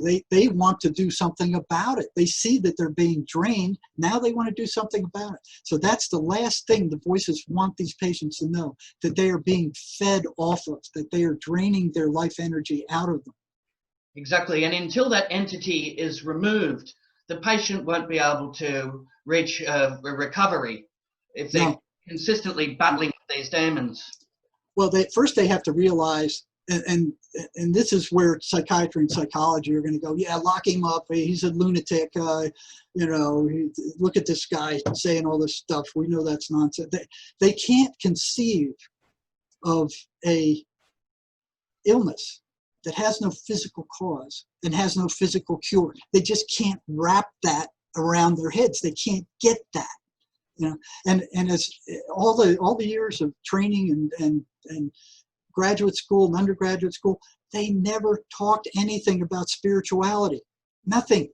It was always the reason, and you say these things, and the patient is supposed to say these things, and these are the different therapies that are approved. And if you use some therapy that's not approved, we're going to take your license. There was one time I think I was on stage with Ellis, and this was after I had worked at the state hospital, and I knew what alcoholics were like. I mean, and he's using his therapy, and I'm playing the alcoholic. And I held him off, but I didn't act like a real alcoholic. I kept him going realistically, but I went, well, this is a stage I'm going to make this guy look bad if I keep it up. So I finally had to drop it, but they're out of touch. They are out of touch. Unless they understand that people are spirits and these are spacesuits, and that the spirit gets sick before the physical symptoms appear, they are not going to get it. They're trying to treat a spiritual illness with a physical medicine. It's like trying to mix oil and water. It isn't going to work. In order for a schizophrenic patient who's hearing voices to recover, the first thing they have to know is that those voices are not who they are. They don't belong to them. They are not them. And that they're attacking them. And what psychiatry is saying, oh, your mind is broken, you're sick, there is no cure, you have to take these medicines for the rest of your life, and that what you're hearing are hallucinations because of your broken brain. Now, what kind of hopeless, sickening message is that? Yeah, It exactly. makes me sick just to hear it. I've seen them do this over and over and over. And they go, and then take these drugs and let's see how you do. Come back in 6 weeks and we'll see. And then if it's not working well, they change them to some other sickening drug or some other sickening drug until they have a drug that has the least side effects. But do you think they'll talk to them about their voices? No. And how many patients have tried to tell them, these aren't hallucinations, these are real. And they go, no, we'll tell you what they are, buddy. You don't tell us what they are. We're telling you they're hallucinations. We're the doctor. We're the psychiatrist. You listen to us. They're hallucinations. Take your medicines and get out of here. That's what's happening, and it's very sad and unfortunate. But to explain it to the patient that that's a foreign entity, those voices are not their own, and it can be removed, your sanity can be restored, that would be very comforting for them to hear. Yes. And that way they're not assuming blame or guilt because they think, why am I thinking this? I'm a horrible person for thinking like that all the time. But it's like, no, it's not you. Yeah. It's a separate force. Right. You have to extricate that force from you, but you'll be all right. So but even if they get that far, to realize that this is not who they are, they're going to feel immensely better, because otherwise they're going to believe psychiatry, that their mind is attacking their mind and that they're crazy, that they're insane. And that's what psychiatry is telling them. No, they're not insane. This is a mental virus. This is a parasite. You know? And psychiatry's they're gone, man. They're just off in left field. They got these big degrees, and they're coming in. They control all these institutions, but try to bring spirituality into it, man. Boom, you're gone. You're gone. You try to speak the truth, you're gone. They don't want to hear the truth, and neither do the drug companies. And the drug companies don't care. It's done that deliberately. So what they do is that these patients will break up into 3 different distinct classes. The ones who believe psychiatry. These are hallucinations. Your brain is broken. You're sick. There's nothing you can do except take these meds. There'll be the ones in the middle who go, well, I'm not quite sure what the voices are. I don't know if they're hallucinations or not. I don't know. This is weird. I don't know. They're the ones that you might be able to pull up and bring over. Then there's the ones who know it. They know. They figured out on their own that these are separate. These aren't who they are, but they don't know what to do about it. Now that's where this comes in. So families out there who are listening to this and you want to understand what's going on with your loved ones, it's all in here. This is the start. This will explain it. I strongly urge everybody to get a copy. That is very important literature, because the doctors, it's all an experiment when it comes to the pills that they're prescribing. That's why they say it's a practice, because they haven't perfected it. We'll try you on this, and if it doesn't work, we'll take you off. We'll raise your dose. We'll lower it. We'll see how we go. It's all drug related. Yeah. So this is not a physical problem. This is a spiritual problem. So you got those 3 groups there. Now, once they figure out that the voices aren't who they are, then they kind of go, okay, well, what do we do about it? Who knows what to do about it? Well, we wrote about what to do about it. They are parasites. So what they're going to try to do is get the patient upset, and then they're going to drain their energy. Now, that's the last thing that these things want the patient to know, that they are parasites. And they get very upset when you go to tell them this. Very upset. They will go off. They will go off reliably every time, and they will attack whoever is telling the patient this. Whoever's giving them this information, they will tell the patient to attack them. So be careful. Be careful when you approach that. And from my research, the recidivism rates are really alarming too. There's not many people actually recover. They make amends. They go on to live a productive life. The level of reoffending, the criminally insane and the prison industrial complex, there's a constant flow of prisoners coming in to these private prisons. And a lot of them, once they're released, they're a lot worse. They're savages. Oh yeah. So what they've done is turn the prisons into mental health centers. So you have these already disturbed people who are in the prison and being abused and infuriated more, joining gangs and becoming more and more violent. I mean, I've seen them release people from the prison I worked in that I knew that person was going to kill somebody in 6 months. So what the mainstream media does, You know, a prisoner escapes and he's a murderer and he gets out, and the mainstream media picks it up and it's like, oh man, lock your doors, get your guns out, man, everybody, he's roaming the neighborhood, he's out free.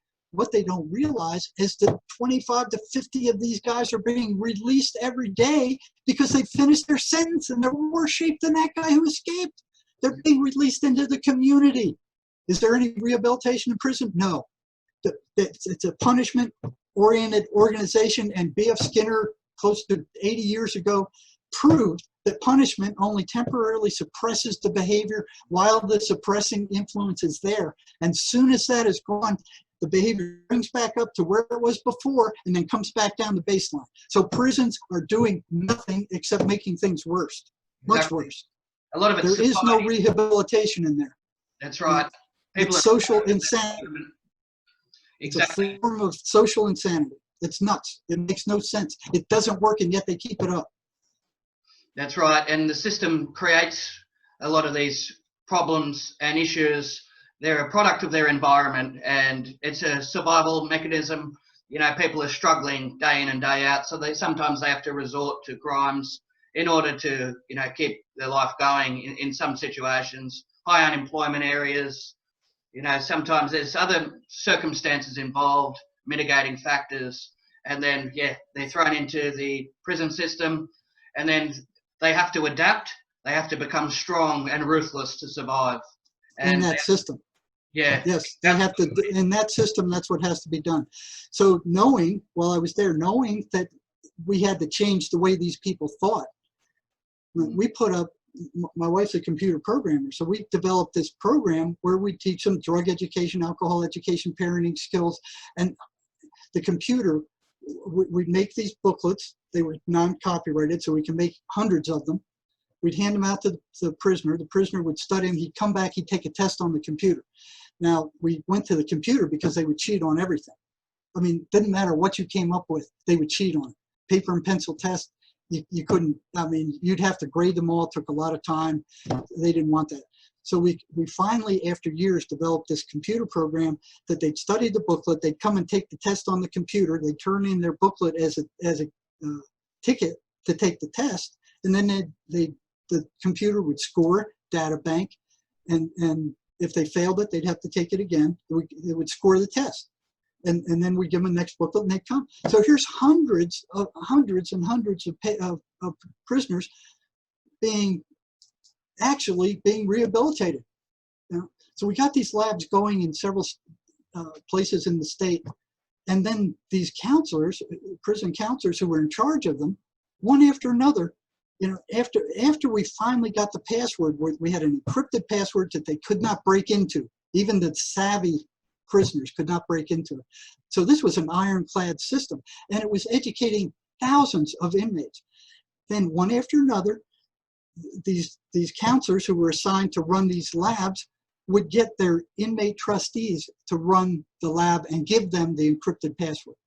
You know, not just in this state, but in other states where these same programs were running, and they would go down. And finally, I saw this, and instead of it being a rehabilitation program and helping these inmates, they had turned it 180 degrees, and now it was a scam.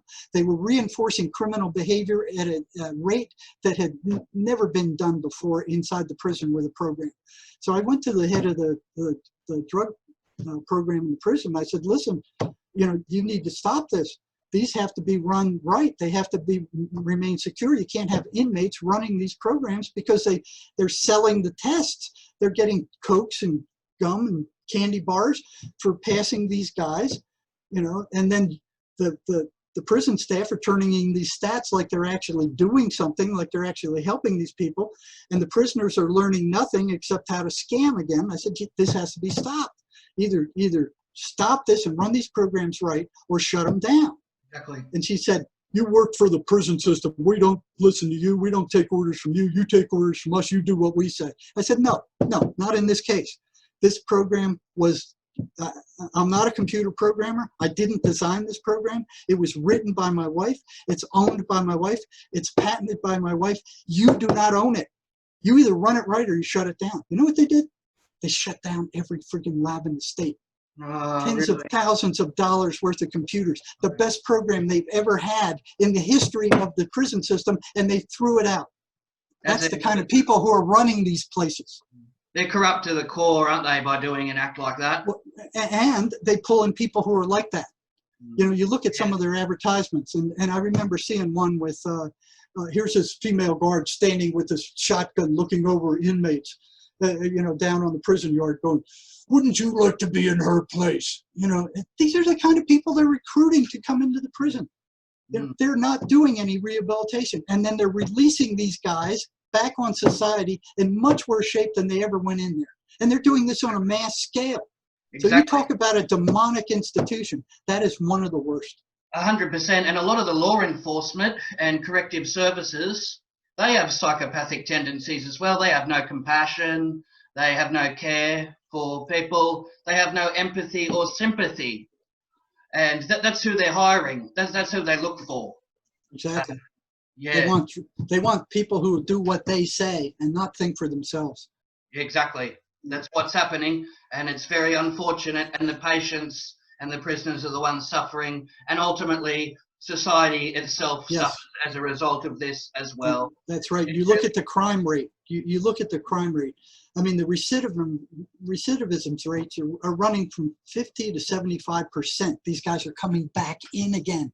And how much does that cost? You know, 10 years ago, it was like $18,000 a year. Now it's probably up to about $30,000 for each prisoner that they're keeping locked up. That's right, big business. It's a big business, especially the private prisons. They are the worst. They have no compassion. The only thing they're thinking about is the buck. You can't get a rehabilitation program into a private prison because it costs them money and time. It ain't going to happen. You know, but they're paying off the legislators. You go, yeah, you let us run a private prison. We'll keep these guys locked up for you. You do. We'll even pay you. You know, and they pay their wardens very well. But everybody else in that system, they pay very poorly, and there is no rehabilitation going on in private prisons. We need unless we teach these guys how to think. Nothing's going to change. They're going to keep running the same program over and over and over again. But these guys just, you know, they don't care. They just don't care. They think that punishment works. It doesn't. We need more people like yourself exposing the corruption and having the best interests of the patient at heart, trying to look after them. You used to spend more than enough time with them compared to other physicians and therapists in your field. You'd go the extra mile, wouldn't you? Oh yeah, I got in trouble for it. You know, where most of the psychs in the prison could only stand being around a psychotic prisoner for maybe 20 minutes. I'd spend 3 or 4 hours with them. You know, I was fascinated with what these voices were telling them and how these voices were controlling them. And you know, they have to make a stand against these voices. They're the ones that have to do it. And I suspect these exorcists who come in and drive them out. Now, I can do that temporarily. I can do that, but they come back. So unless the guy changes the way he thinks and moves onto a more positive spiritual path, they're going to come back. Yes. You know, and they attack those who are weak. They're like sharks who smell blood in the ocean. They can smell those who have been emotionally abused and savaged. You know, and you look and while I was in the prison, I'd have these guys and they'd go, oh, you did. I'd look at their record and they'd done this horrendous, awful thing, you know, that just sent chills up my spine. And then I'd look at how they were raised, and I'd go, oh my God, they were cut, they were burned, they were locked into closets, they were tortured, you know, and yeah, these things, these entities will smell that negative emotional energy and they will move toward it, and then they will throw fuel on the fire. That's often a common circumstances where it's intergenerational abuse. Yes. Their parents and then their parents before them, and then it's a constant cycle that hasn't been broken. It goes back to the old saying, hurt people as well. It's what they've been taught and it's all they know. And we have to break that cycle of abuse, don't we? Well, it has to, but you look at what's going on the global scale. It's a macrocosm of what's happening with the individual psychotic. You look at the mainstream media these days with this this virus stuff. They sound exactly like a group of psychotic voices attacking the populace. Oh, you're going to die. Oh, you better get afraid. Oh, wear these masks. Oh, 10 billion people have died yesterday. And then they bring it up and it's all lies and it doesn't change anything. They're out there. So here they are doing the same thing that these voices do to psychotics. Exactly. Pushing fear, pushing anguish, pushing anxiety, and they're feeding off of this in a massive scale. You know, Fantastic. so this is happening on a microcosm. You know, the politicians need to be cleaned out like Trump's doing over here, man. He's sweeping house, and they've done everything they could to get rid of this guy, and he's picking them off one by one. Exactly. He's trying to take over the government back from these things, and the corruption in the U.S. government, as it's being revealed, is just shocking. It's absolutely shocking what these people have done, especially Obama. You know, what a satanic piece of crap he is. All the drone killings, that's right. It's a Yes. common pattern with the politicians. Right. They have psychopathic tendencies and it's in their nature. Well, you look at Hillary Clinton, how many people who tried to testify against her have disappeared? Probably up around 40 now. You look at Obama, who has admitted funding ISIS. So here we are sending our people over there to fight these terrorists that are being funded by the CIA and ISIS and Obama, and knowing about it. Exactly. I believe the politicians should undergo a mental health evaluation, psychiatric assessment, because obviously to deny life-saving medicines as well as Yes. some of what they're doing, you'd have to be a psychopath to do that. Well, and they are. You know, so what's going on the planet right now is a vicious spiritual battle that is, and this is one of the attacks, this virus thing. And if you look into the background, this was planned 10 years ago by who was it? It was some of these big things. Bill Gates he's right in there with the rest of them trying to push his virus things. Matter of fact, Putin has just said that there wasn't any AIDS in Africa before Bill Gates got there with his injections. And now they're trying to submit everybody to these friggin' injections. And you look at what's in that stuff. I mean, there's all kinds of toxic stuff in there. And now they're talking about these nano molecules that, I mean, we're fighting for our lives now. We're fighting for our freedom. Absolutely. And then they have this voice of God technology that mimics a lot of these voices. They can implant thoughts and emotions.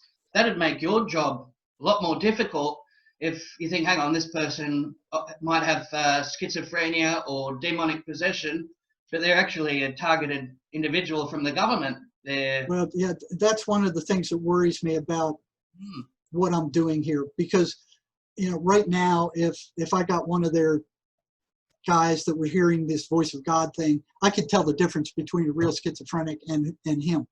You know, they run a very certain pattern. You know, but you know, the information I'm giving out tells about that pattern.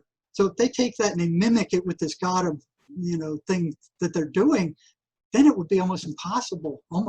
There's still ways to do it, but it would be very difficult to tell. And certainly would. And they say wherever there's a problem here on Earth, there's always a solution. Some people even look into psilocybin, lysergic acid, LSD, peyote, ayahuasca.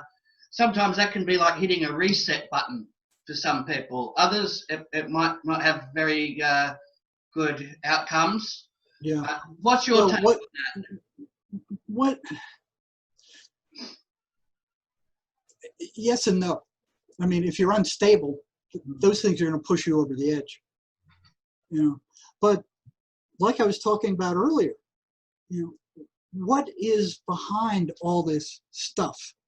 You know, if you can step back and look at your thoughts, if you can step back and listen to your thoughts, you are the one who is listening. You are the one who's hearing. You're the one who's looking at those thoughts. That's who you are.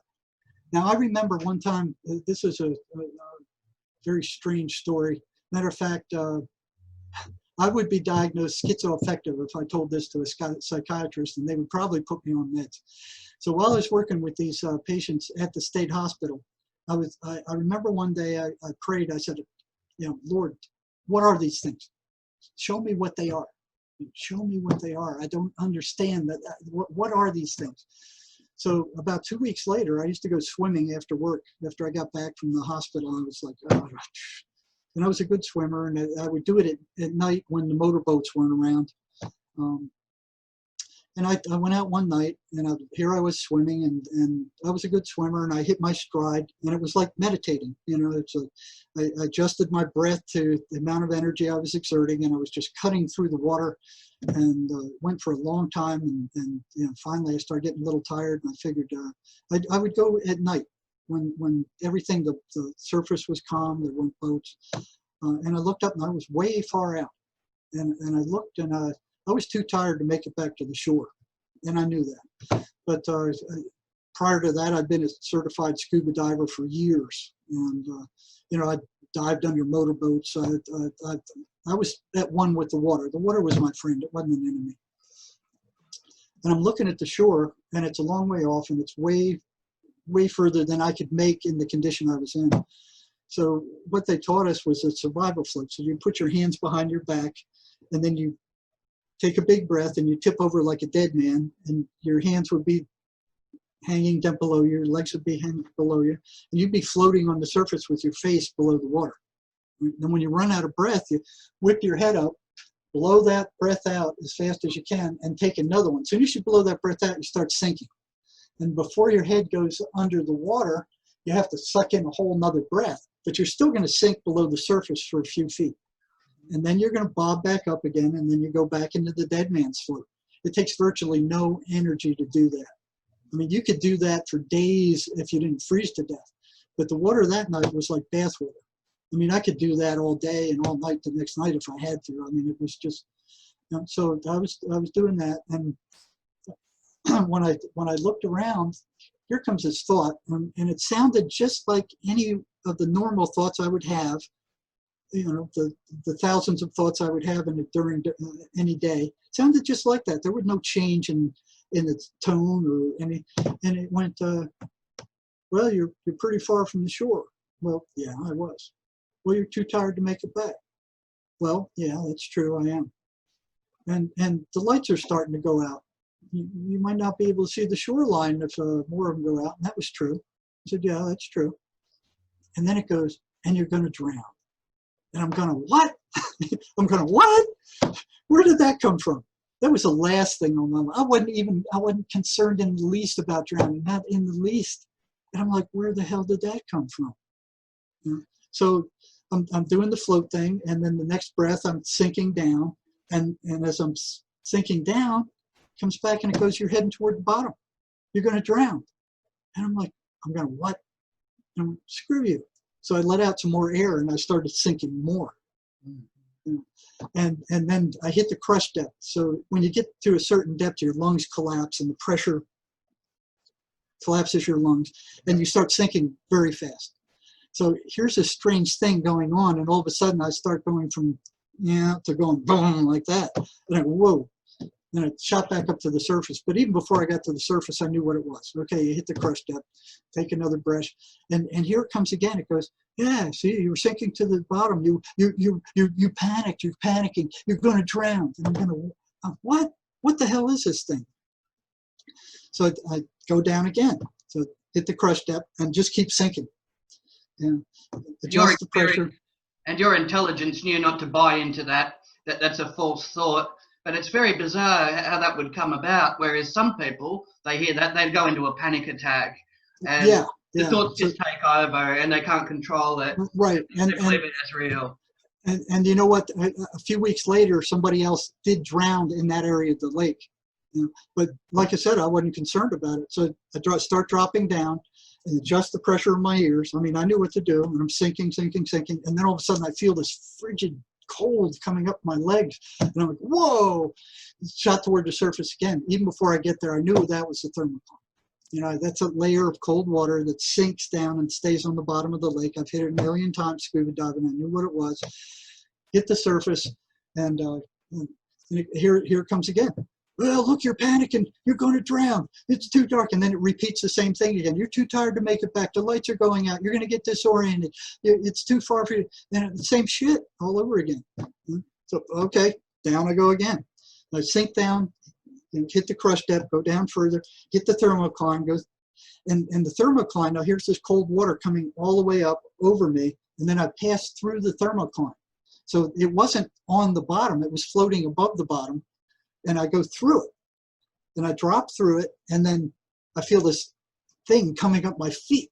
And I'm like, and here's this freaky voice thing, and I'm like, no, what's going on here? And I shot toward the surface again. And this time I get to the surface, and it goes, it runs the same thing again. Look, you're panicking, you're going to drown, you're too far from the shore, you're too tired, the lights are going out. And then it goes, and there's a motorboat coming right at you. Now, I hadn't noticed that. So I turn around and I look, and damn if there isn't. And here's this motorboat with this green light coming right toward me, maybe 500 yards out. And I didn't hear that while I was down, because you usually can hear noise underwater better than on the surface. And I'm watching this thing, and here's this thing going, it's coming right at you. It's going to grind you to pieces. That propeller blade's going to knock you out, and you're going to get ground to spaghetti. And I'm going, shoot, I've dove in under motorboats before. If I need to dive, I'll go down. I'll just go down under it until it passes over. I wasn't worried about it. Oh, no, it's going to grind you to pieces, man. It's heading right at you. So I'm sitting there looking and watching it, and it's coming pretty close. So, it was probably 20 yards off or 15 yards off, and it passes right by. And I watch it as it goes by, and I'm watching it disappear. And I'm not paying attention to the wake. So I turn around, and just as I turn around, the wake hits me in the face just as I'm taking a breath of water in, and I suck in all this water and start coughing. And I'm like, and here it starts. So you're drowning, you're going to panic, you're blah, blah, blah. And it's doing this frenzy thing, trying to get me to panic. And I'm going, screw you, get lost. So I finally get the water out of my throat, and I sink down again. And this time I hit the mud. And I didn't think there was mud at the bottom of the lake, because as far as I'd been out up to that time over the years, it was rock. So I thought it was all rock. I wasn't expecting mud. So I stuck in the mud, and my hands are over, and I'm at the bottom of the lake, maybe 30 feet down, 35 feet down, and it's silent. The water is bath warm, so I have no feeling at all. My feet are stuck in the mud. I don't feel them. I'm not breathing, and I'm scared. So I'm kind of waiting for something to grab me. So there's no thoughts going through my mind, and there's no light. It's pitch black, and it's like close to midnight. And here I am 35 feet down, stuck in the mud at the bottom of this lake. Oh.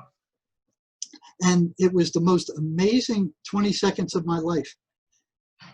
The only thing that was there was consciousness. I was aware that I was aware. And that was it. And it was amazing. You remove all the physical senses. You remove all the stimulation that's always coming in. You remove the thoughts. You remove all that. And that's what's there. It's this knowing. It's this quiet, peaceful knowing. And that's what the thing is that's watching the thoughts. That's what's there. So if you don't take control of those thoughts, they're going to take control of you. And if it gets too bad, these voices are going to then take control of you, because they want to feed, and to you, they're like a chicken or a cow, or they do the same thing to you that we do to dairy cows. They milk you, drain you dry. After they take all that energy, then they put you back out to eat and do whatever, and then they come back and attack again. And that's the same pattern. So people need to realize they're spiritual beings, and what's at their core is that silent spiritual thing. It's a consciousness that is disturbed by all this crap that's going on. That is, and these entities want to keep the human race upset and in war and in panic and divided and fighting against one another all the time, because it produces that negative emotional energy that they feed off of. That's why the wars. That's why the Catholics against the Protestants, the Hindus against the Muslims against the Christians. They want to keep us all divided, but we're all one. It's that same spirit that runs through all of us. satanic rituals harvest dark energy. A lot of the people that practice the occult are well aware of this and how to tap into that, and they can draw great power off it. And they can. Yeah, they And I've seen prisoners. There was this one prisoner who was a psychotic. He was locked on a maximum security block. And this goes to show you how much power that these guys can get from this dark force. So the guards come in, and there's like 3 tiers in this big prison, and they come in and they go to this psychotic guy. And he's he's big. He has 175, 200 pounds, and he's muscular. And they go, okay, cuff up, we're moving you. And he goes, screw you, you're not moving me anywhere. They cuff up, we're moving you. And he goes, screw you, get out of here. And I said, we're going to go get the pepper spray. And they have these quart cans of pepper spray, and that stuff is nasty. I don't know if you've ever been around that stuff, but you just get a little bit of it on you, and it just burns like hell, and it burns your eyes. I mean, some awful stuff. I mean, you shoot one of those things on somebody, and they just can't function. I mean, they're just, for the most part, bent over and in agony. It burns their eyes, it burns their skin. It's like being poured hot oil on you. Torture, yeah. Yeah, so they went and get the stuff, and there's this quart can thing, and here's this guy sitting, and he sits on his bed, and he gets a towel, and they say, now cuff up, we're going to hit you with the pepper spray. And he goes, screw you, bunch of pansy weights, you're coming and get me. So they start spraying him. He puts a towel over his head, and they drench him in this stuff. I mean, they get like 2 or 3 canisters of that stuff. The whole inside of the cell is flooded with it. And his skin is all red, and he's agitated, and he takes the towel off, and he goes, yeah, and he starts cussing at him and calling names and stuff. And they said, now cuff up, come on out of there. He goes, no, you come in and get me, you bunch of little wimpy, turds. They're calling him all kinds of abusive names. They said, now, okay, we're going to go get the stun guns.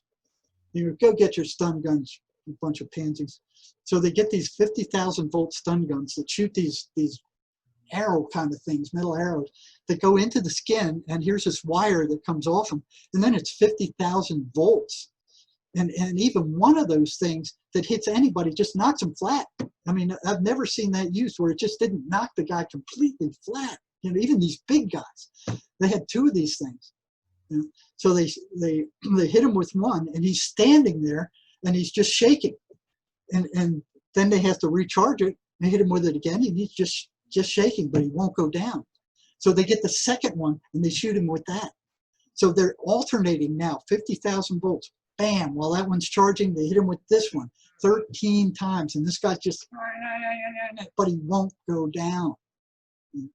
So they say, after that, the warden, and there was like a bunch of guards all gathered around. They're like, what's going on here? This is impossible. This is just impossible. This can't happen.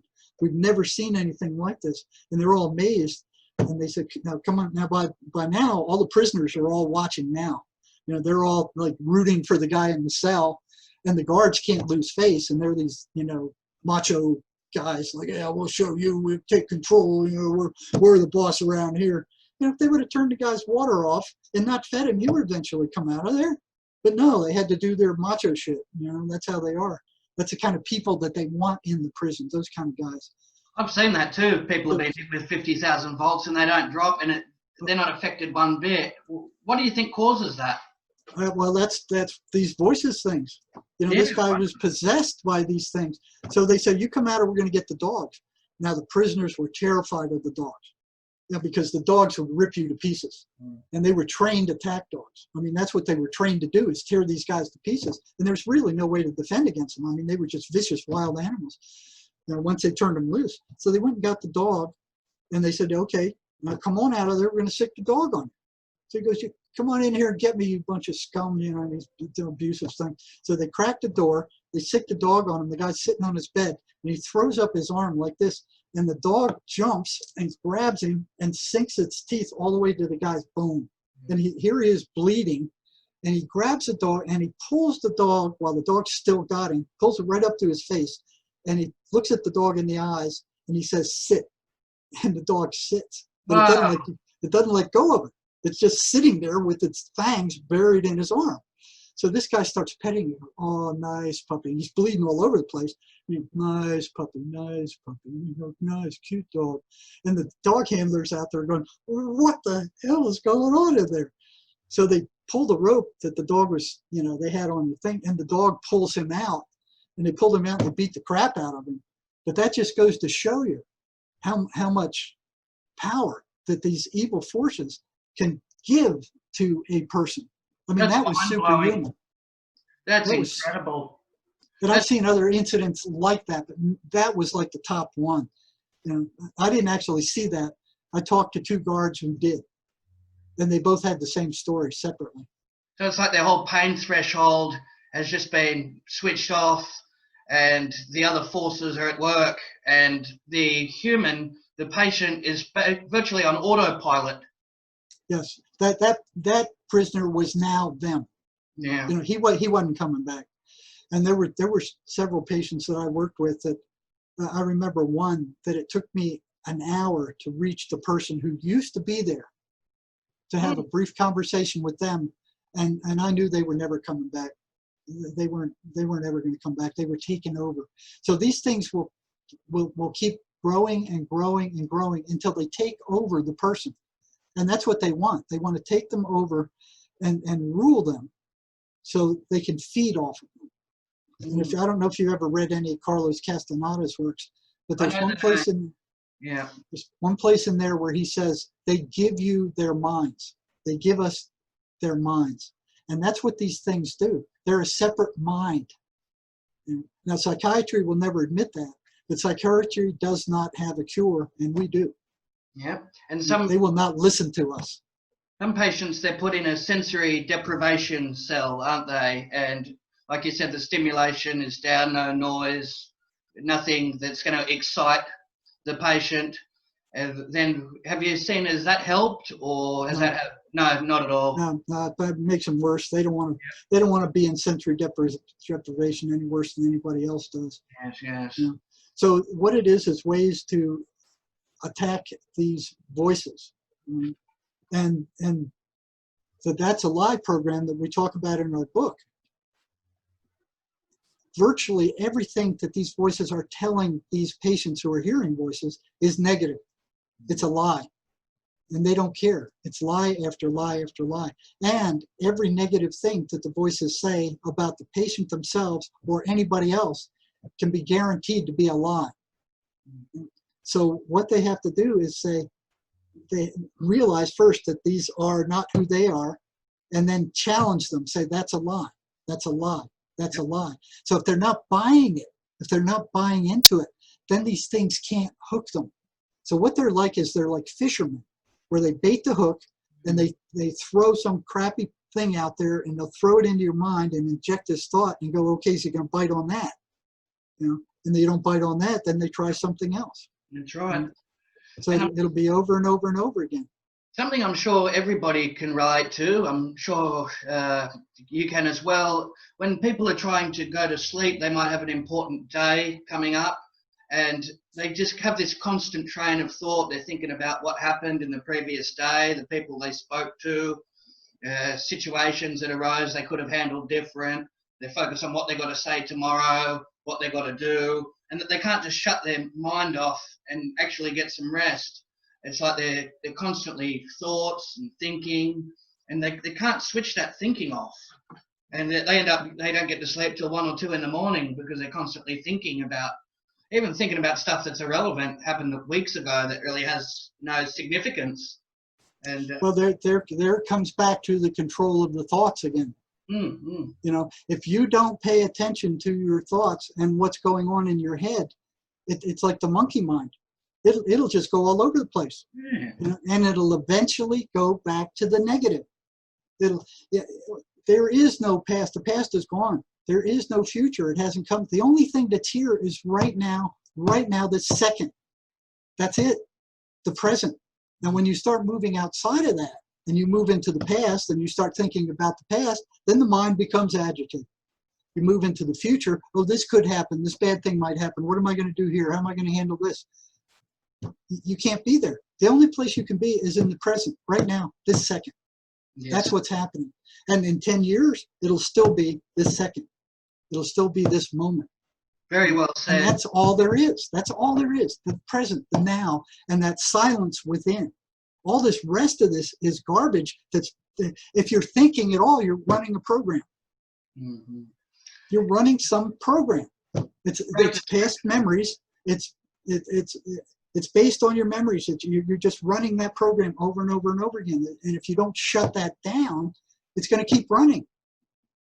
Well, this has been a fascinating broadcast, and anybody that's watching that has a mental illness, I'm sure, is going to benefit from the information provided. Hopefully they'll get some comfort and have a plan for the future, and their quality of life will improve. All the information. Get this thing. This is a great place to start. Now, there's tens of thousands of you out there that have schizophrenic family and children, and I'm getting calls all the time. What do I do? What do I say? What is this? What's going on? This will tell you. That's why we wrote this for you.